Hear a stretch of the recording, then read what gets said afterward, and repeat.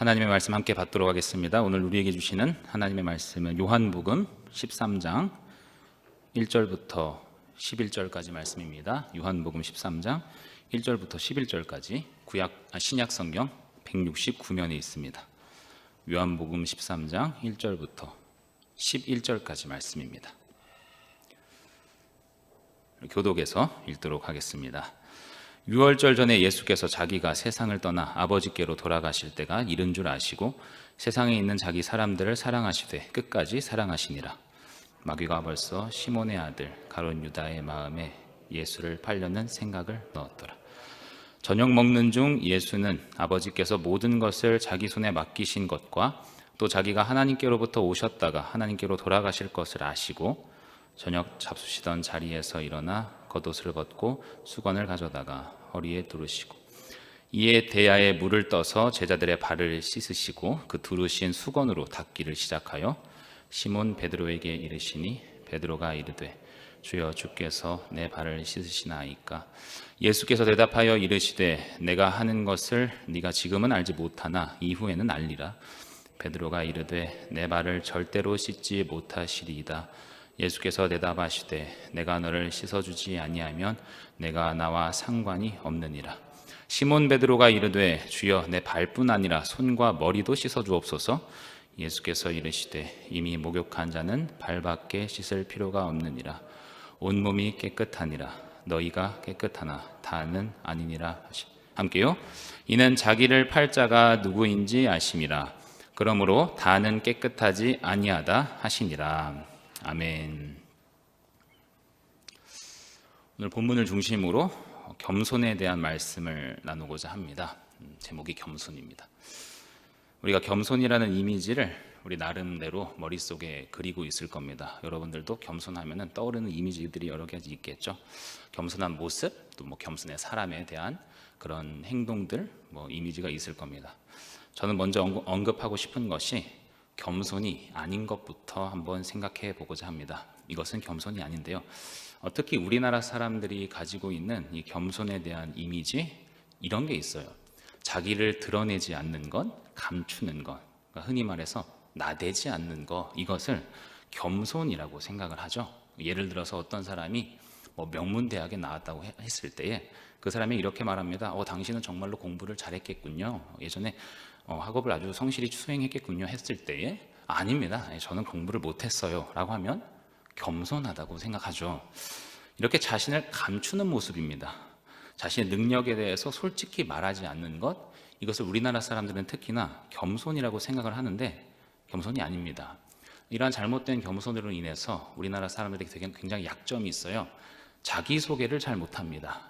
취업 면접이나 어떤 그룹에서 본인의 생각을 나타낸다든지 나에 대한 소개를 할 때 자신의 의견을 말하고 자신의 생각을 말하는 것에 있어서 굉장히 소극적이고 쑥스러워하고 어색합니다. 외국 사람에 비해서 그렇죠. 감추는 게 미덕이다, 드러내지 않는 게 미덕이라는 겸손의 오해에서 출발했다고 생각이 듭니다. 자신을 감추는 것은 겸손이 아닙니다. 자신을 감추는 것은 오히려 위험할 때도 있습니다. 예를 들어서요, 운항 중인 비행기 속에서 응급 상황이 발생했을 수 있어요. 어떤 사람이 다쳤습니다. 또는 호흡 곤란이 일어났을 때 의사를 막 찾을 수 있잖아요. 혹시 의사 선생님 계십니까? 했을 때에 의사가 있었는데 저는요 의사이지만 의학 지식도 없고 의료 기술도 없어서 저는 나서지 않겠습니다. 저는 진단을 잘 못해요 라고 한다면 이건 겸손이 아니라 큰일 날 일입니다. 한 생명이 왔다 갔다 하는 이 순간에 오히려 자신이 나서서 치료할 생각을 해야 되는 것이죠. 겸손이라는 것은 결코 자신을 숨기고 드러내지 않고 감추는 것을 말하는 게 아니라는 겁니다. 성경은 겸손을 이렇게 정의합니다. 욥기 22장 29절에 이렇게 고백을 합니다. 사람들이 너를 낮추거든 너는 교만했노라고 말하라. 하나님은 겸손한 자를 구원하시리라. 이렇게 말씀해요. 여기서 겸손을 정확하게 말씀하고 있습니다. 낮추는 거라고 말씀하고 있어요. 겸손은 감추는 게 아니라 낮추는 거라고 말합니다. 나는 못해요, 나는 안 돼요, 무슨 일만 맡기려면 전 안 할래요, 도망가고 능력 없어요, 이게 아니라 자신을 낮추는 것을 겸손이라고 지금 성경이 고백하고 있어요. 자신을 낮추는 게 겸손이다. 이것은요, 사실 우리가 성경에서 이 겸손을 가장 잘 보여주신 본분된 분이 있죠. 바로 예수 그리스도이시죠. 우리가 다 아는 부분입니다. 특히 고난 주간을 맞이하여서 우리는 십자가를 묵상하고 있고 이 주님의 고난에 동참하고 있는데, 이 주님으로부터 무엇을 배울 수 있습니까? 겸손, 다시 말해서 자신을 낮추시는 그 완벽한 겸손을 우리에게 보여주고 있습니다. 이것이 십자가였죠. 사실 예수님께서는 하나님의 아들이시면서 이 땅에 오신 성육신하신 그 사건만으로 해도 엄청난 겸손이에요. 그 자체만으로 해도요. 그런데 그것뿐만 아니라 더 나아가서 십자가에 자기의 몸을 내어드리고 완벽하게 자기 비하, 가장 밑바닥까지 내려가신 초월적 겸손, 보통 겸손이 아닙니다. 이 십자가가 대단한 겸손인데요. 사실은 예수님께서 십자가를 지기 전에도요, 엄청난 겸손을 우리에게 말씀으로 보여주십니다. 그것이 제자들의 발을 씻기셨던 이 사건입니다. 예수님은 지금요, 이제 십자가를 앞두고 있습니다. 내일이면 잡히셔요. 신문을 받으실 것이고요. 로마 군병들에게 체포를 당하고 십자가형으로 죽게 될 겁니다. 그 일의 하루 전날 밤 제자들과 예수님은 모였습니다. 왜 모였습니까? 유월절 식사하려고 모였습니다. 그러니까 지금 예수님은 처형 전날에 제자들과 함께 유월절 식사를 하셨고요. 그 저녁 식사 중 발을 씻겼던 사건이 기록되고 있어요.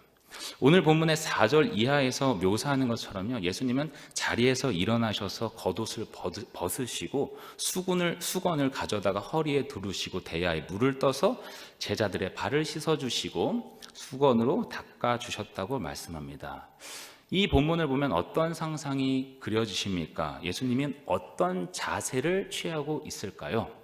무릎 꿇는 모습, 몸을 굽히고 있는 자세일 것입니다. 왜냐하면 발을 씻겨야 되니까요. 상대의 발을 씻기기 위해서는 자신을 굽히는 자세가 아니면 도저히 일어날 수 없는 일입니다. 발을 씻어야 한다면 굽히고 낮추는 자세가 확실합니다. 제자들 앞에 굽히셨고 어찌 보면 무릎도 꿇으셨고 그렇게 낮춘 형태를 취하셨던 겁니다. 물론 자세만 낮다고 해서, 자기 자세, 태도만 낮춘다고 해서 온전한 겸손이라고는 말할 수 없을 겁니다. 우리가 영화나 드라마에서 알 수 있다시피요, 조직 세계, 조폭이라고 하겠죠? 그런 세계에서 이런 자세가 나와요. 내가 네 밑으로 들어간다, 내가 패배를 인정한다 하면서 어떻게 합니까? 가랑이 사이로 지나가는 낮추는 자세를 취하죠. 이것이 겸손입니까? 아닌 걸 압니다. 왜냐하면 뒤돌아서면 욕을 하거든요. 그러니까 온전한 겸손이라는 것은 자세가 다가 아니죠.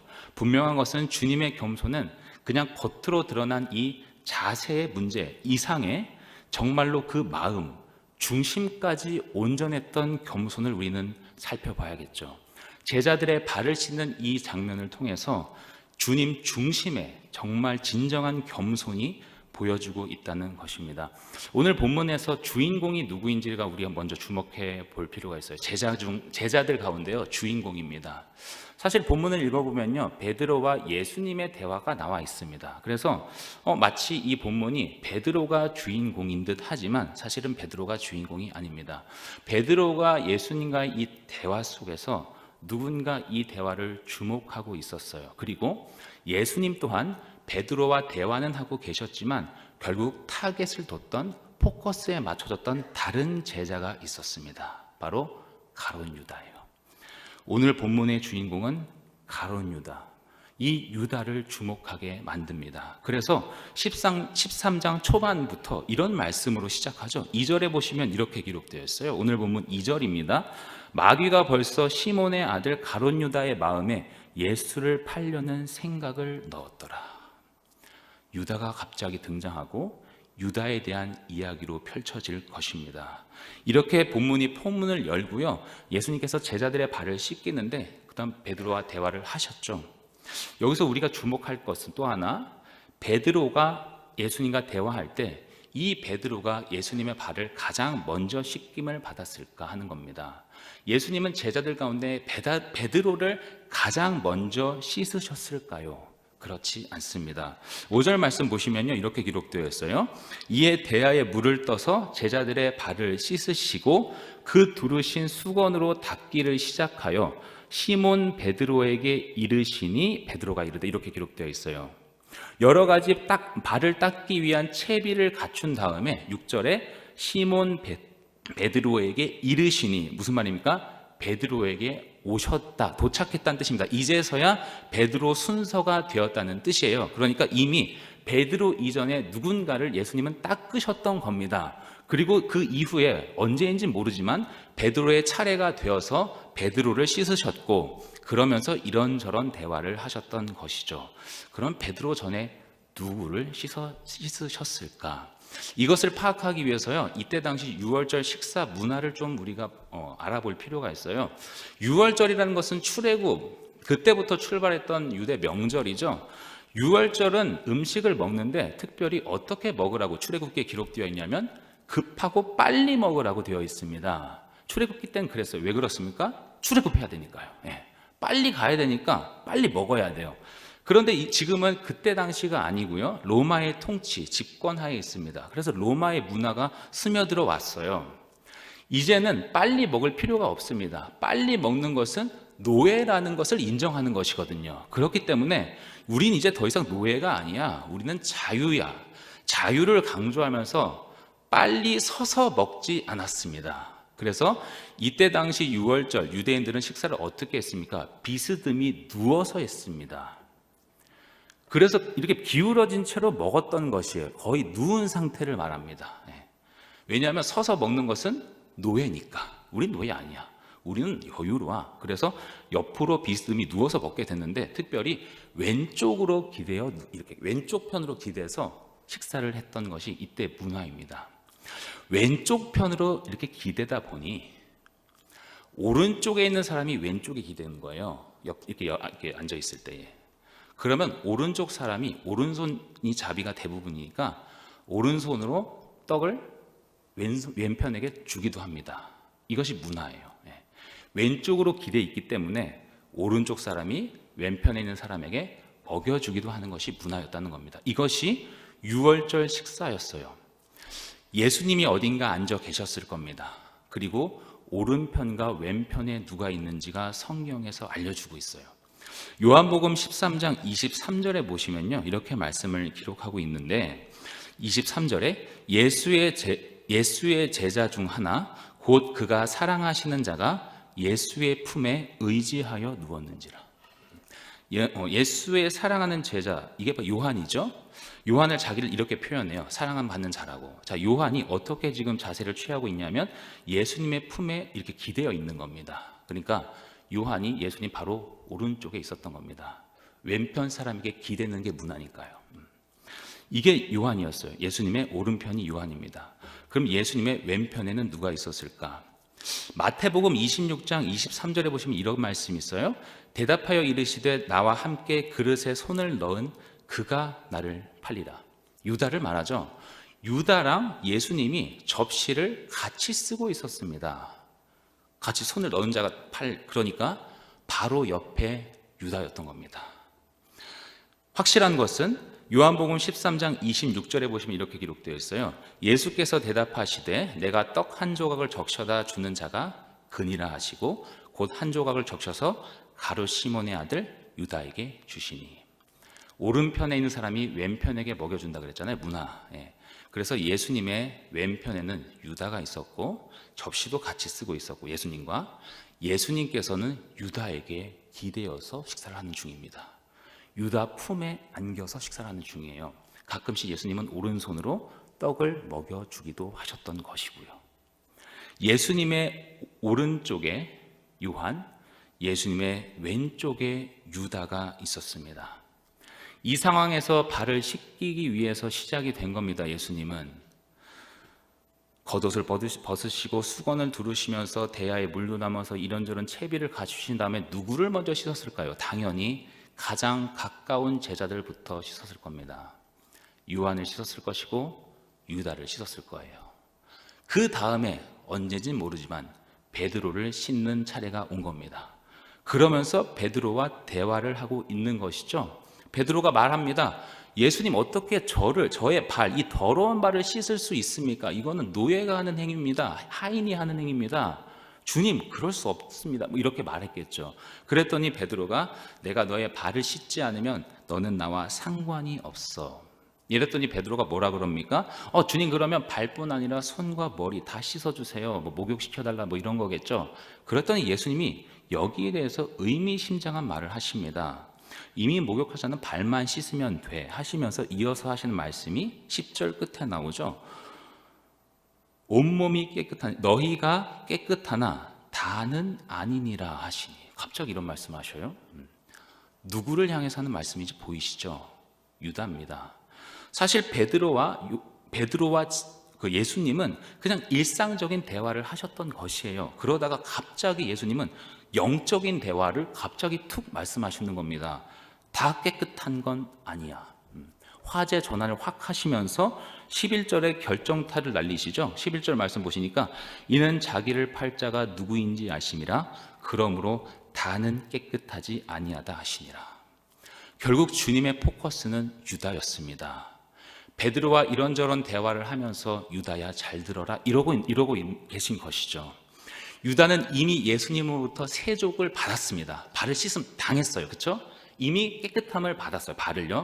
발을 씻는 그 모습을 한 후에, 그 행동을 받은 이후에 베드로를 씻어주시고 예수님께서 베드로와 대화를 나눈 것을 들으면서 엄청난 찔림을 받았을 겁니다.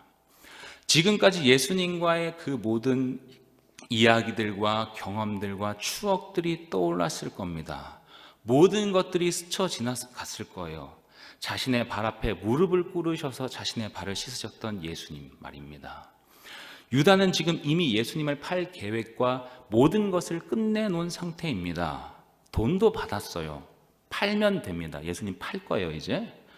이렇게 예수님은요, 자신을 팔자 유다인 걸 아셨어요. 그럼에도 불구하고 그 몸에 기대어 식사하시면서 그 발 앞에 무릎을 꿇으시고 너는 나와 관계가 있잖아. 유다야, 너는 나의 형제잖아. 이런 메시지를 주시면서 진정한 예수님의 겸손을 보여주고 계신 것입니다. 유다는 죄를 지었습니다. 배반을 했습니다. 예수님을 팔았습니다. 그러면 우린 이런 질문이 생깁니다. 그러면 예수님의 입장에서는 정말 유다에게 필요한 것이 겸손이었는가 하는 겁니다. 왜 예수님은 유다 앞에서 겸손을 보이십니까? 겸손이 왜 최선이십니까? 제가 볼 때는 유다가 이렇게 악한 죄를 지으면 공의를 말씀하시고 심판의 메시지를 말씀하시고 공포 조성을 분위기를 조성해서 돌아오게 만들어야 될 것 같은데, 그것이 유다에게 최선일 것 같은데 예수님은 그렇게 하지 않았다는 겁니다. 겸손을 들이미셨어요, 유다에게. 왜 그러셨는가? 왜 그 앞에 고개를 숙이고 들어가고 계시는가? 왜 그 발 앞에 무릎을 꿇고 계시는가? 1절에 이렇게 고백하고 있습니다. 13장 1절 말씀입니다. 우리 한번 같이 읽어볼까요? 1절 시작. 유월절 전에 예수께서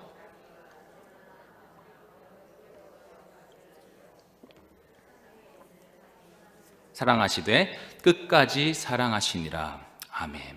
이 말씀을 통해서 우리는 주님이 왜 겸손하셨는지, 그 겸손의 마음의 본질이 무엇인지를 깨달을 수 있습니다.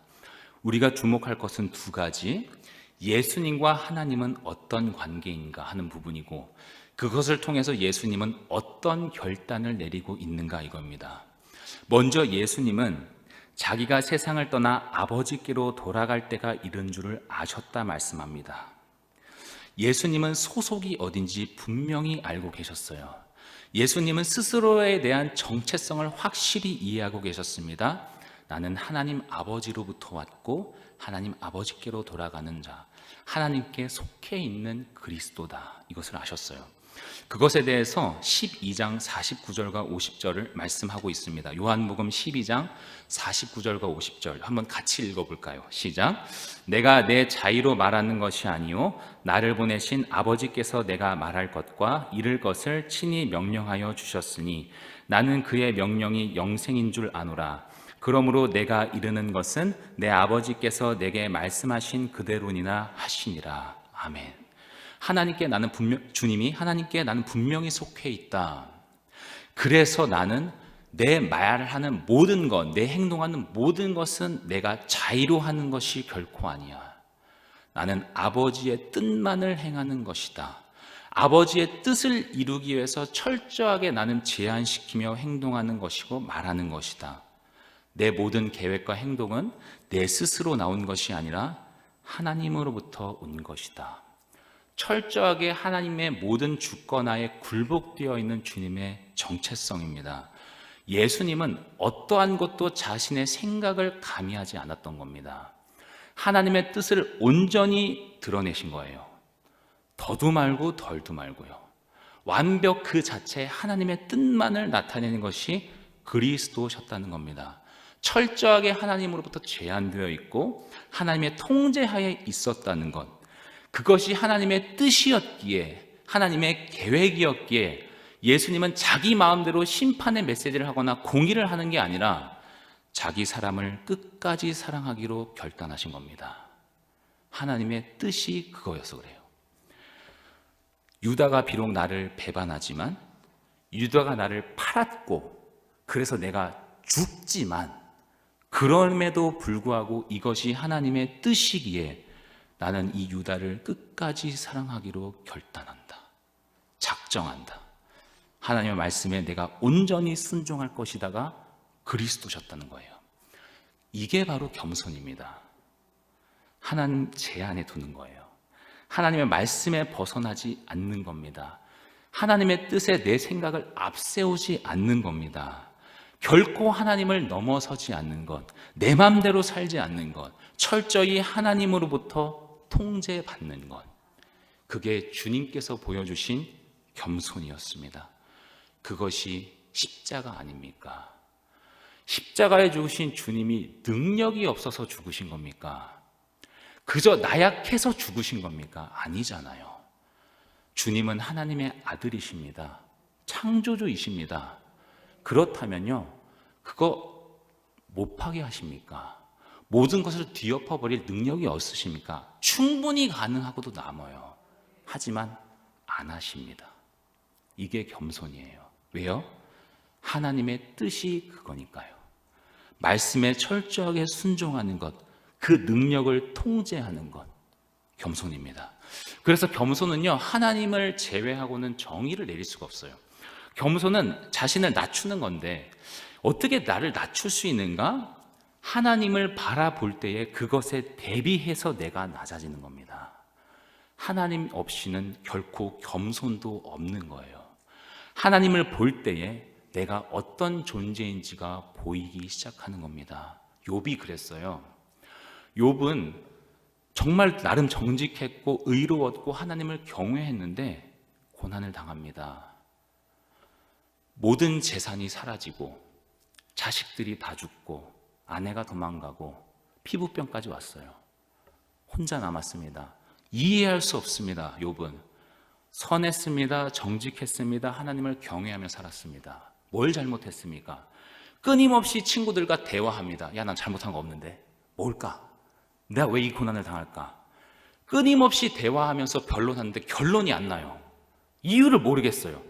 그때 하나님께서 욥에게 욥기 38장의 폭풍우 가운데 찾아오시면서 이런 말씀을 하십니다. 욥에게 뭐라고 하십니까?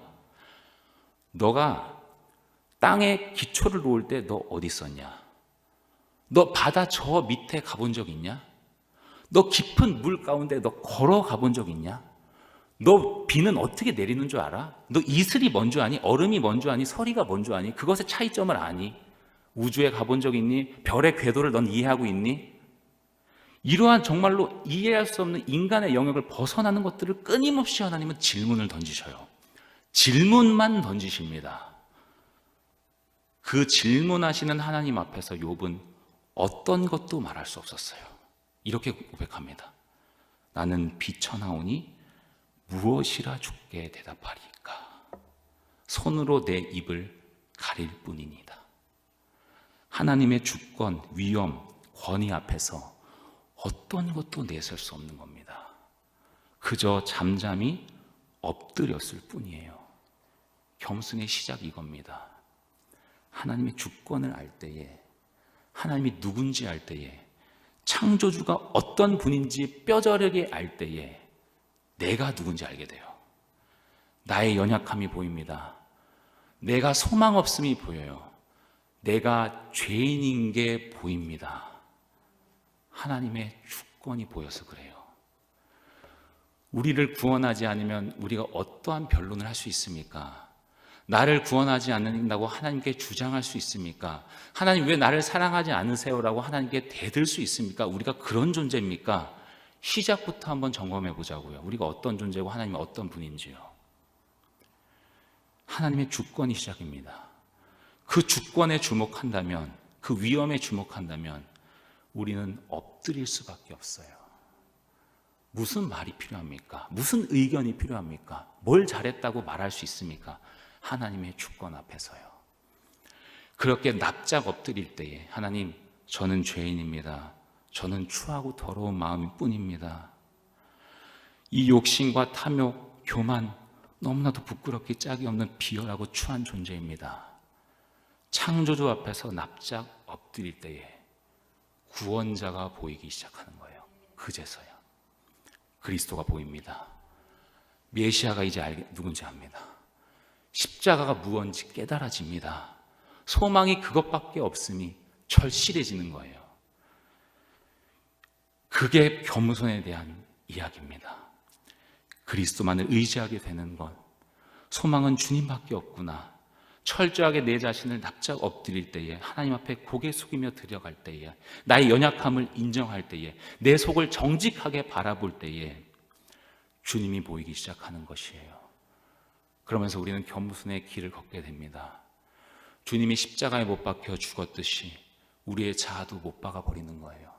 주님, 이제 저는 죽었습니다. 주님과 함께 주의 생명으로 나를 살려주옵소서. 성령님 내 마음에 오셔서 나의 모든 것을 새롭게 하여 주시옵시고 온전케 하여 주시옵시고 진정한 주의 겸손을 닮아서 주와 함께 동행하는 우리들 되게 하여 주옵소서. 이런 고백이 나오는 거예요. 그게 주님께서 말씀하신 심령이 가난한 자는 복이 있나니 천국이 저희의 것이요. 심령이 가난한 자입니다. 하나님을 만날 때 가난해집니다. 주님 도와주시옵소서. 그때에 능력이 임하는 거예요. 그때에 하나님의 말씀이 뭔지 알게 되고 주를 향한 헌신이 무엇인지 깨달아지게 되고 온전한 겸손이 무엇인지 거기서부터 출발하게 되는 것입니다. 사랑하는 성도 여러분, 주의 겸손을 본받기를 원합니다. 십자가 앞에 다시 한번 무릎을 꿇읍시다. 진정 하나님께서 기뻐하시는 겸손의 모습으로 승리하는 우리들 되기를 소망합니다. 함께 기도하겠습니다.